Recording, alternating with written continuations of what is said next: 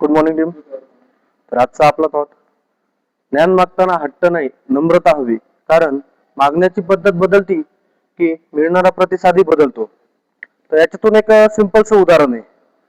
समजा माझ्याकडे कोणी आलं किंवा तुमच्याकडे कोणी आलं, कुठली गोष्ट त्याला येत नाहीये, तो येऊन डायरेक्ट बोलला, हे मला ही येत नाही, हे मला सांग.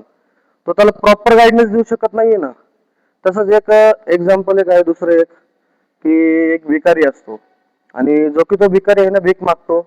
एका जणाकडे जातो, त्याला बोलतो, हे दे रे मला 10 रुपये दे, हे दे मला 5 रुपये दे. तर अशाने त्याला कोण देणार आहे का?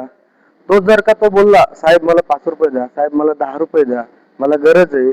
तसंच जर का ज्ञानाची पण, सर मला हे सांगा, सर मला ते सांगा, हे जर का असं एक बोललो आपण, तर ज्ञान आपल्याला पण चांगल्या पद्धतीने मिळतं. थँक्यू.